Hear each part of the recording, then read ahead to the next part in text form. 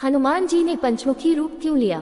चौंकाने वाला रहस्य। सुनिए आज की इस अद्भुत कथा को, जो न केवल हमारे इतिहास का अमूल्य हिस्सा है, बल्कि हमारे जीवन के लिए एक महान प्रेरणा भी है।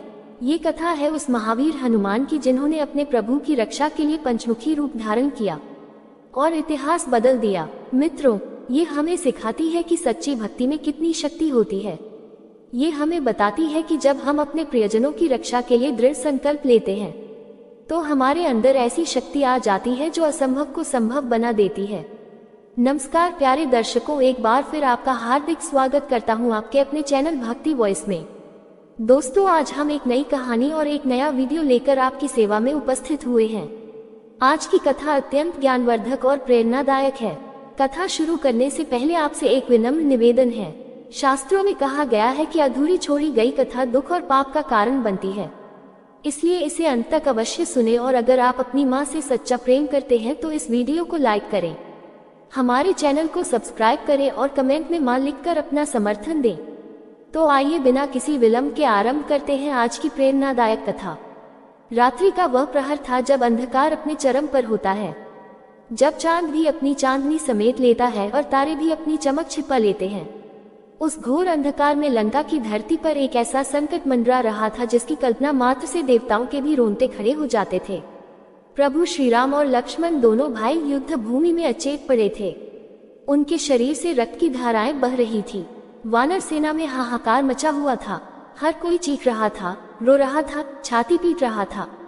और उस भयंकर परिस्थिति के पीछे था महारावण का भयानक षड्यंत्र। वो महारावण जो पाताल लोक का सबसे शक्तिशाली राक्षस था, जिसकी शक्ति रावण से भी अधिक थी, जिसके 5 मुख थे और हर मुख से अलग अलग शक्तियां निकलती थी, जिसने माया से श्री राम और लक्ष्मण का अपहरण कर उन्हें पाताल लोक में बंदी बना लिया था।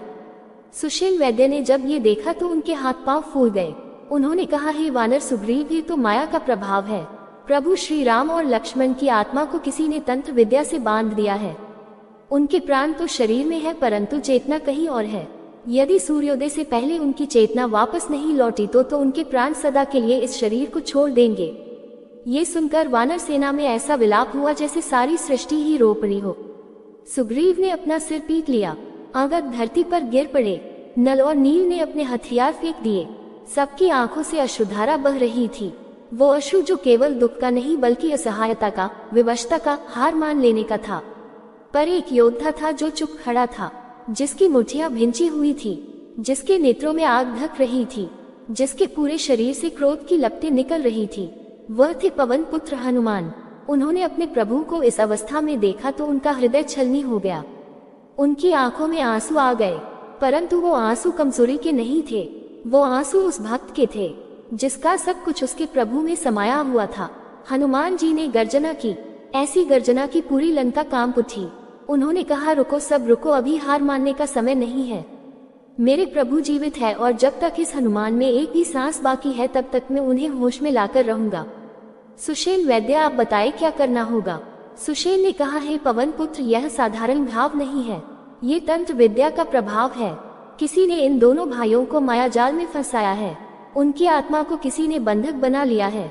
जब तक वो आत्मा मुक्त नहीं होती यह चेतना में नहीं आएंगे। विभीषण आगे आए और बोले, हे हनुमान, मुझे पता चल गया है कि यह किसका कृत्य है।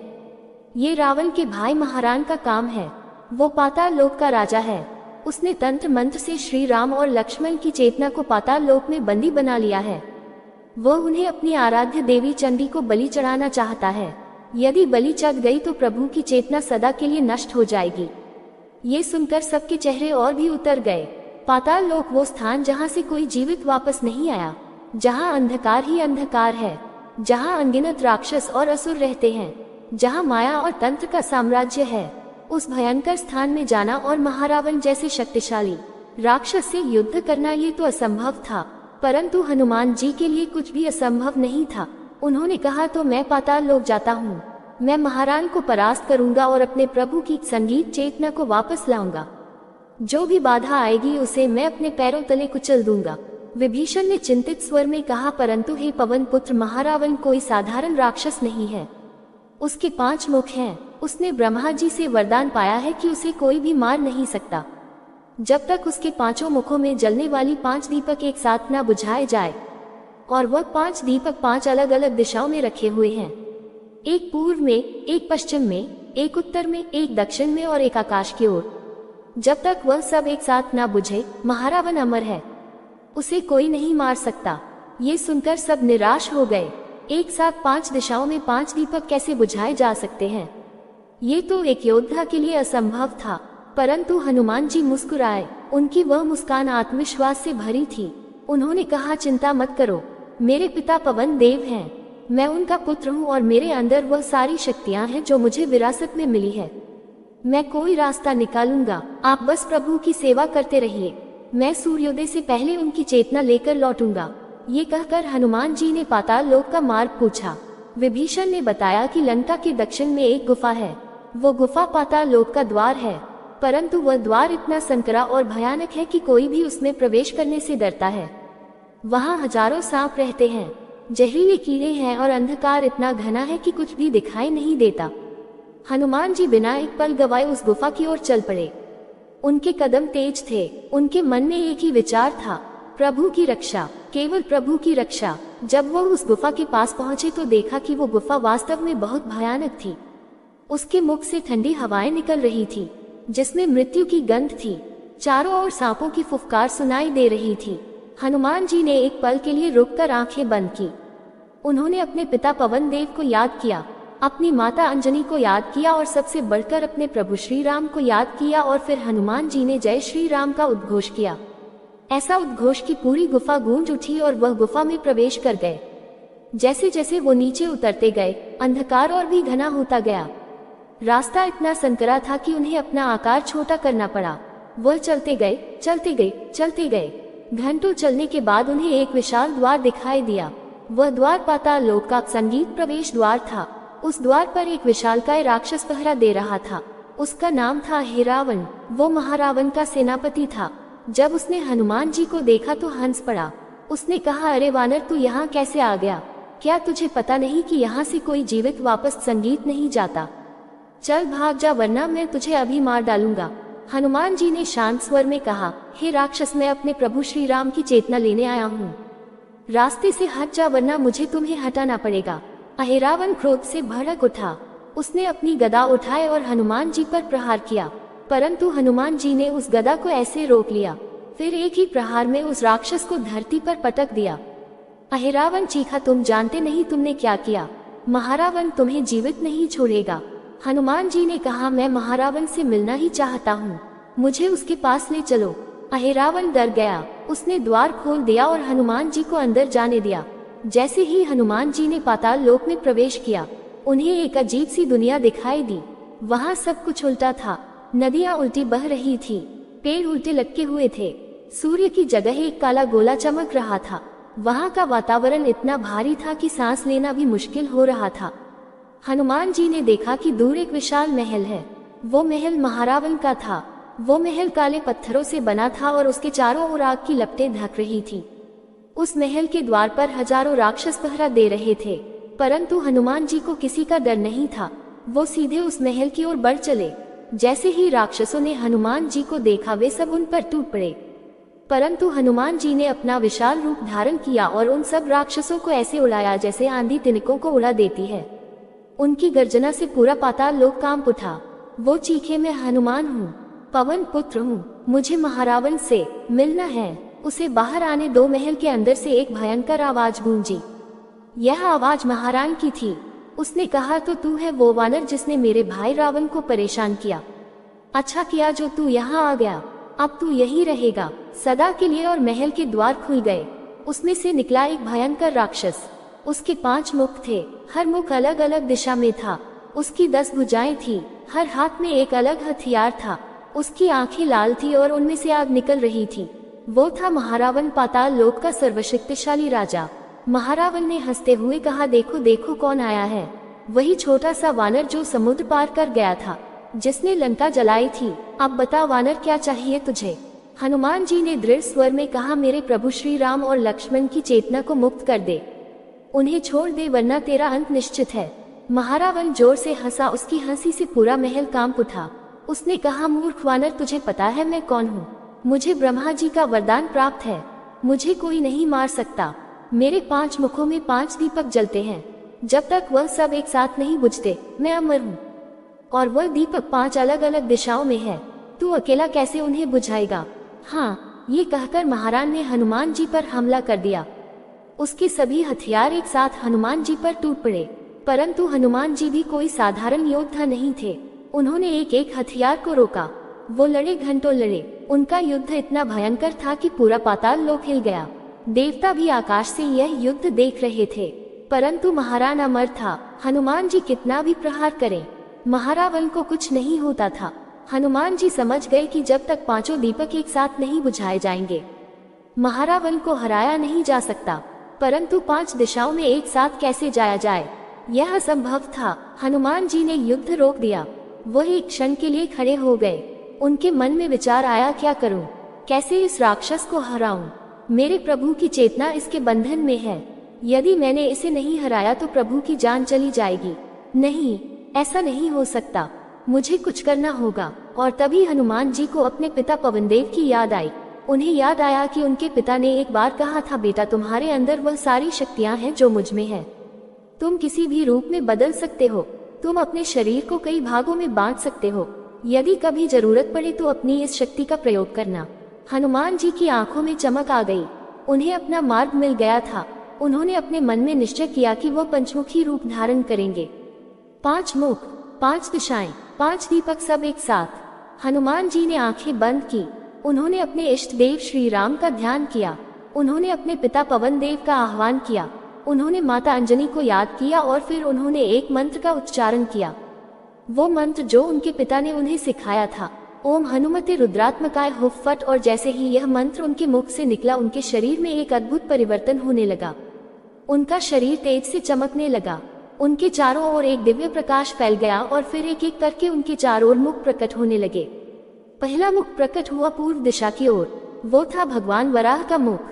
वो मुख जो पृथ्वी को बचाने के लिए समुद्र की गहराइयों में गया था। वो मुख जो अथाह शक्ति का प्रतीक था। दूसरा मुख प्रकट हुआ पश्चिम दिशा की ओर। वो था भगवान नरसिंह का मुख। वो मुख जो हिरण्यकश्यप जैसे अहंकारी राक्षस का विनाश करने के लिए प्रकट हुआ था। वो मुख जो क्रोध और न्याय का प्रतीक था। तीसरा मुख प्रकट हुआ उत्तर दिशा की ओर। वह था गरुड़ का मुख। वो पक्षी जो भगवान विष्णु का वाहन है। वो मुख जो गति और पराक्रम का प्रतीक था। चौथा मुख प्रकट हुआ दक्षिण दिशा की ओर। वो था हयग्रीव का मुख। वो अश्व मुख जो ज्ञान और विद्या का प्रतीक था, जिसने वेदों की रक्षा की थी। और मध्य में रहा हनुमान जी का अपना मुख। वो मुख जो भक्ति और समर्पण का प्रतीक था। वह मुख जो केवल अपने प्रभु श्री राम के लिए धड़कता था। इस प्रकार हनुमान जी ने पंचमुखी रूप धारण किया। उनके 5 मुख, 10 हाथ और उनका विशाल शरीर देखकर महारावण भी चौंक गया। उसने कभी ऐसा रूप नहीं देखा था।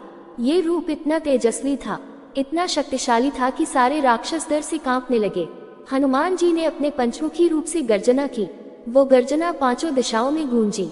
वो गर्जना इतनी भयंकर थी कि महारावण के महल की नींव हिल गई। सारे राक्षस भाग खड़े हुए।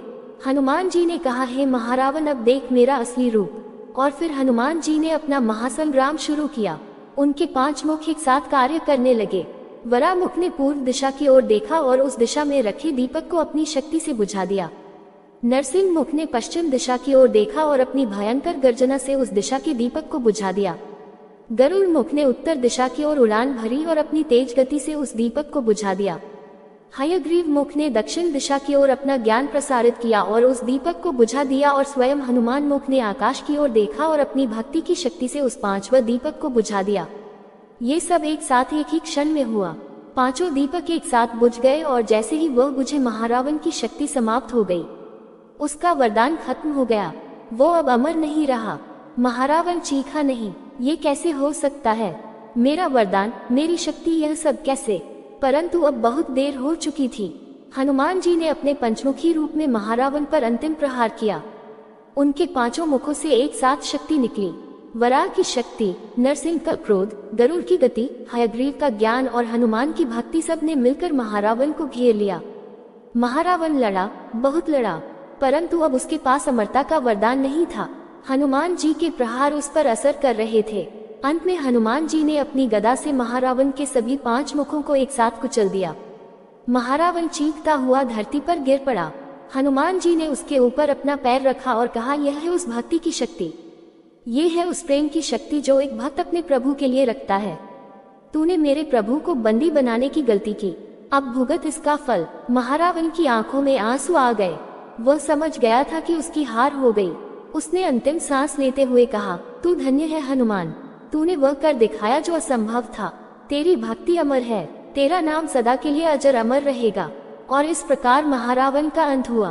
पाताल लोक के सबसे शक्तिशाली राक्षस को हनुमान जी ने परास्त कर दिया। महारावण की मृत्यु के साथ ही उसका सारा मायाजाल समाप्त हो गया। उसने जो तंत्र मंत्र से श्री राम और लक्ष्मण की चेतना को बांधा था वो सब टूट गया। हनुमान जी ने देखा कि महल के एक कक्ष में 2 दिव्य प्रकाश बंधे हुए थे। वो प्रकाश थे श्री राम और लक्ष्मण की चेतना के। हनुमान जी ने अपने पंचमुखी रूप से उन प्रकाशों को मुक्त किया। उन्होंने उन प्रकाशों को अपने हृदय से लगाया, अपनी आंखों से लगाया। उनकी आंखों में आंसू थे, खुशी के आंसू, राहत के आंसू। उन्होंने कहा, हे प्रभु, अब आप सुरक्षित हैं, अब कोई आपको नुकसान नहीं पहुंचा सकता। और फिर हनुमान जी ने उन प्रकाशों को लेकर पाताल लोक से बाहर निकलने की यात्रा शुरू की। परंतु अब उन्हें कोई नहीं रोक सकता था, क्योंकि महारावण मर चुका था और सभी राक्षस भाग चुके थे। जब हनुमान जी पाताल लोक से बाहर निकले तो अभी भी रात थी, परंतु सूर्योदय होने में कुछ ही क्षण बचे थे। हनुमान जी ने अपनी पूरी शक्ति लगाकर पवन वेग से उड़ान भरी। वो इतनी तेजी से उड़े कि हवा भी उनके पीछे रह गई। वो सीधे युद्ध भूमि में पहुंचे जहां श्री राम और लक्ष्मण अभी भी अचेत पड़े थे। हनुमान जी ने उन दोनों प्रकाशों को श्री राम और लक्ष्मण के शरीर में स्थापित किया और एक अद्भुत चमत्कार हुआ। श्री राम और लक्ष्मण की आंखें खुल गई, उनमें चेतना लौट आई, वह जीवित हो उठे। जैसे ही यह हुआ, पूरी वानर सेना में जयकारे गूंज उठे। सब खुशी से नाचने लगे, रोने लगे, हंसने लगे। सुग्रीव ने हनुमान जी को गले लगा लिया, अंगद ने उनके चरण छुए। सबने हनुमान जी की जय जयकार की। श्री राम ने हनुमान जी को देखा, उन्होंने अभी भी हनुमान जी का पंचमुखी रूप देखा। वो मुस्कुराए, उनकी आंखों में प्रेम था, गर्व था। उन्होंने कहा, हे हनुमान, तुमने फिर से मेरी रक्षा की, तुमने असंभव को संभव कर दिखाया। तुम्हारी भक्ति अतुलनीय है, तुम्हारा पराक्रम अद्वितीय है। हनुमान जी ने अपना पंचमुखी रूप त्याग दिया और अपने सामान्य रूप में आ गए। उन्होंने श्री राम के चरणों में गिरकर कहा, हे प्रभु, मैंने तो केवल अपना कर्तव्य निभाया, मैं तो आपका दास हूँ, मेरा सब कुछ आपका है, मेरी शक्ति आपकी है, मेरा जीवन आपका है, ये सब आपकी कृपा है। प्रभु श्री राम ने हनुमान जी को उठाया, उन्हें गले लगाया और कहा, हे हनुमान, तुम केवल दास नहीं हो, तुम मेरे सखा हो, मेरे भाई हो। आज से तुम्हारा ये पंचमुखी रूप सदा के लिए अमर हो गया। जब जब भक्त संकट में होंगे, जब जब बुराई का नाश करना होगा, तब तब तुम्हारा ये रूप सहायता करेगा। तुम्हारा ये रूप भक्तों की रक्षा करेगा, दुष्टों का नाश करेगा। और इस प्रकार हनुमान जी के पंचमुखी रूप को दिव्य मान्यता मिल गई।